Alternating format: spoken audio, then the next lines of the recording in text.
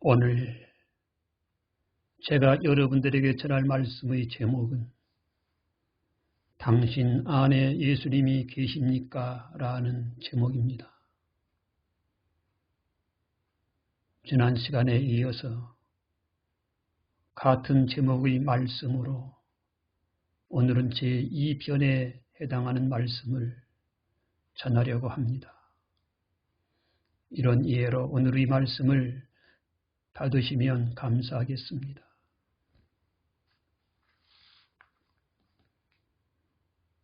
이어서 제가 오늘 여러분들에게 전할 말씀의 성경 본문을 봉독해 올리겠습니다.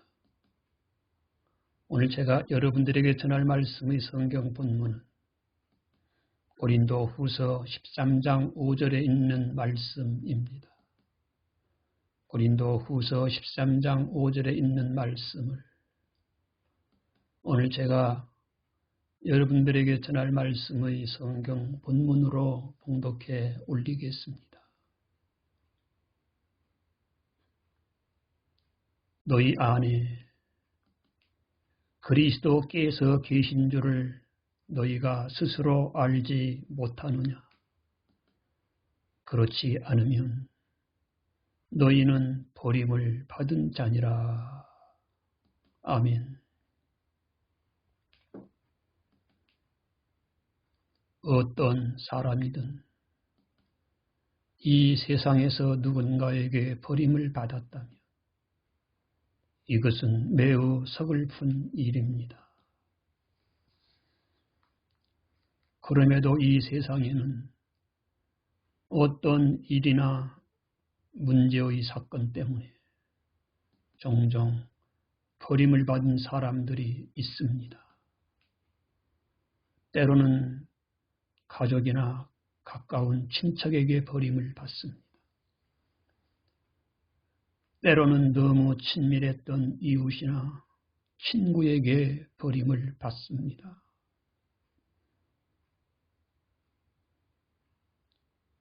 그래서 이런 일 때문에 자기만 아는 슬픔의 눈물을 남몰래 훔치는 사람들이 있습니다.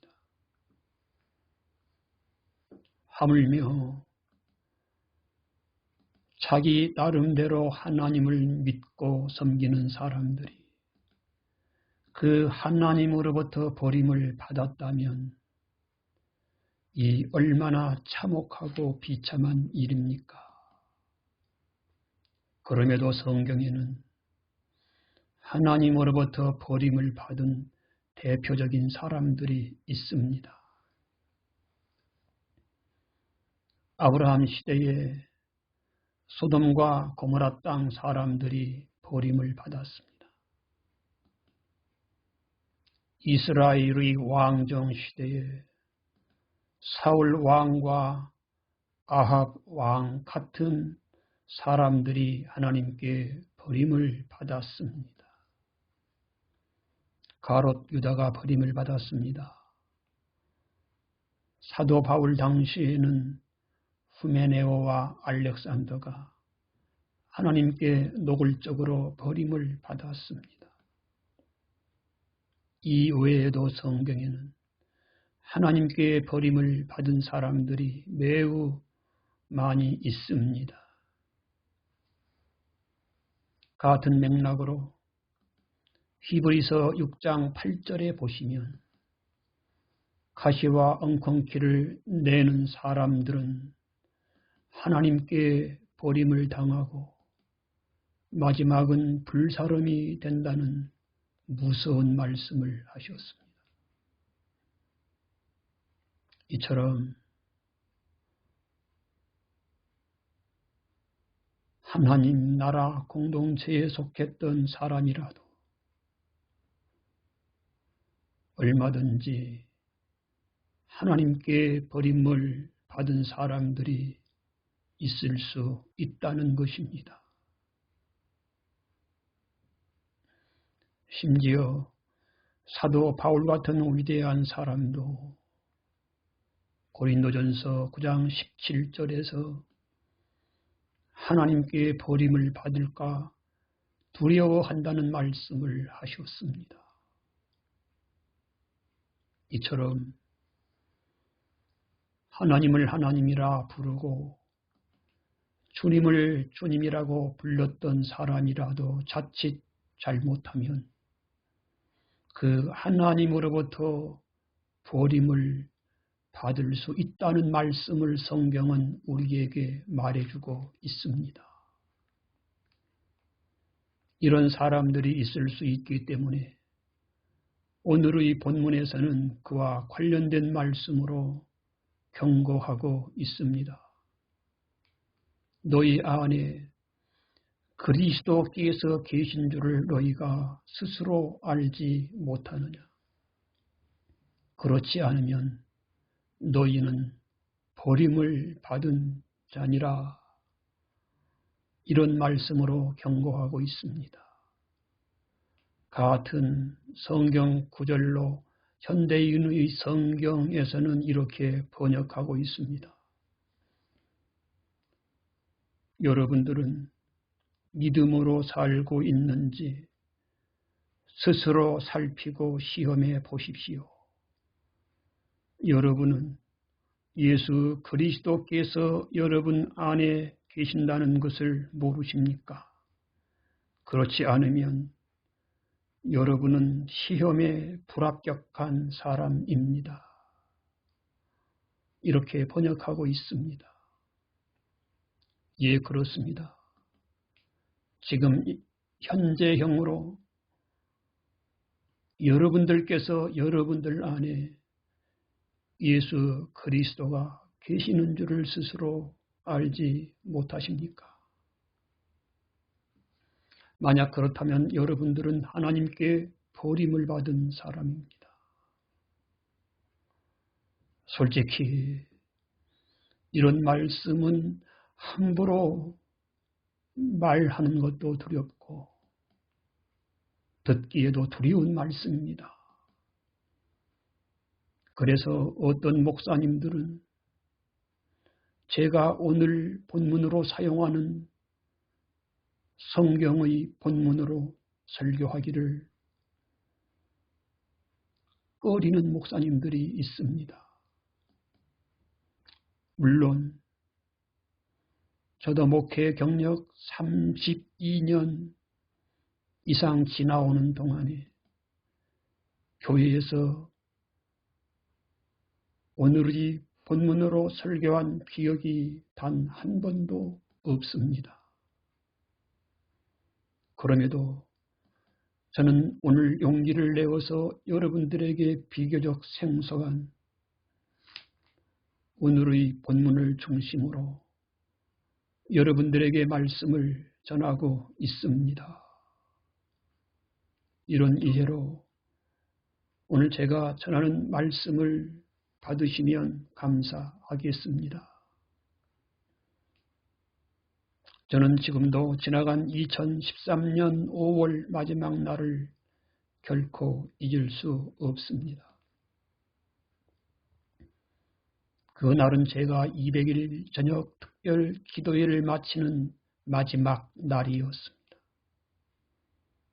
그런데 그때 저의 온 몸에서 들려지는 신비한 음성이 있었습니다. 내 안에 내가 있느냐? 내 안에 내가 있느냐? 나만 구하라. 내 안에 다 있느니라는 음성이었습니다. 그것도 한두 번이 아니라 여러 날 동안 들렸습니다. 그때 200일 특별 기도하는 동안에 저에게는 수많은 기도의 제목들이 있었습니다. 그렇게 많은 기도의 제목을 붙들고 기도하고 있을 때 우리 주님은 저에게 찾아오셨습니다. 그리고 저에게 말씀하셨습니다. 내 안에 내가 있느냐? 내 안에 내가 있느냐? 나만 구하라. 내 안에 다 있느니라.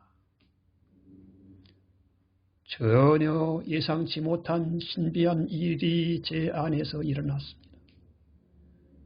혹시 내가 잘못된 것은 아닌가 하는 의문이 들기도 했습니다. 왜냐하면 내가 목사인데 당연히 내 안에 내가 영접한 예수님이 계실 텐데 왜 나에게 이런 음성이 들릴까 하는 의문이 들었습니다. 그러면서 제 마음에 이런저런 약간의 갈등이 일어났습니다.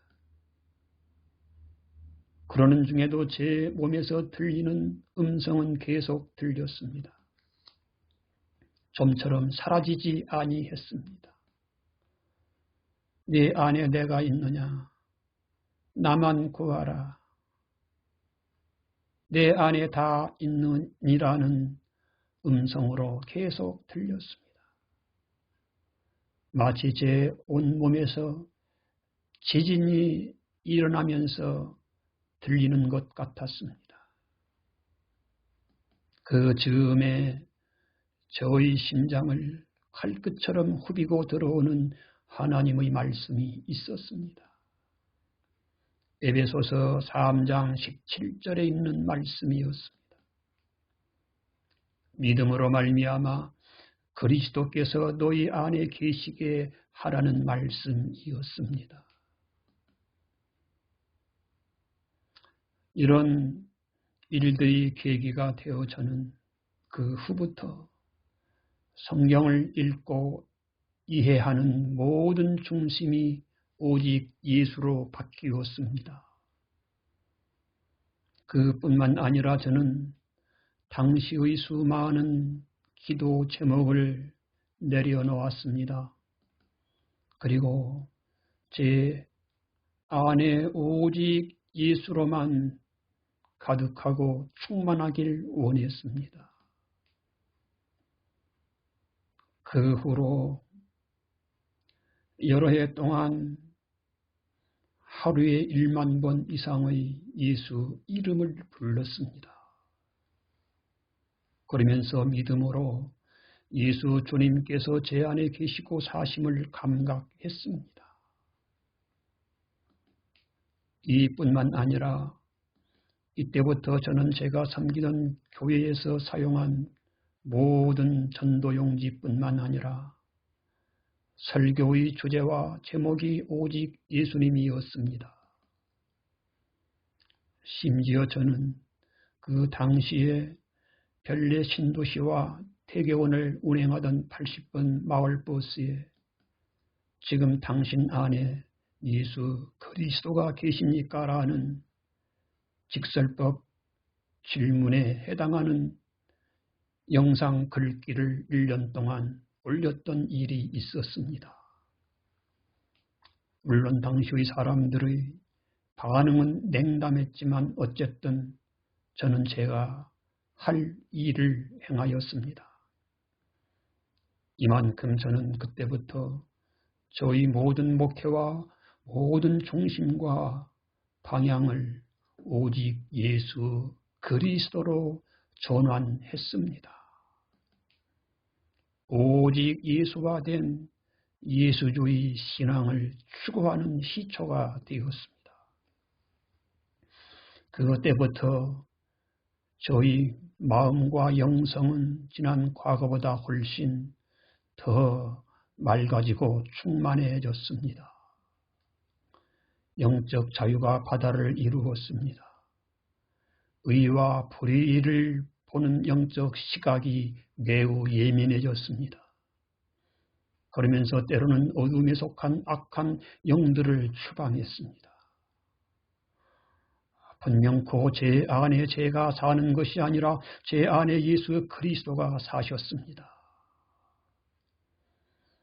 이런 일들이 계기가 되어 저는 요즘도 오직 예수와 관련된 말씀을 전하고 있습니다.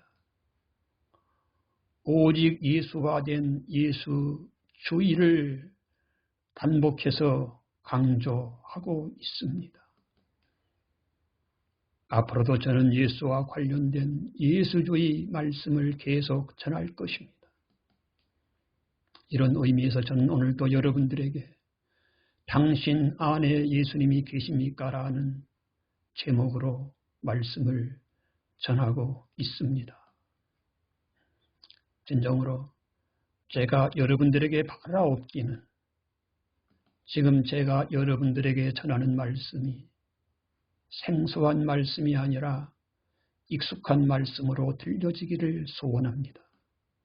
그뿐만 아니라 보다 더 예수화된 예수 중심의 신앙으로 여러분들의 신앙을 세워가시기를 바랍니다. 그러면서 보다 더 온전하고 보다 더 안전한 하나님의 나라를 여러분들의 것으로 확보하시길 바랍니다.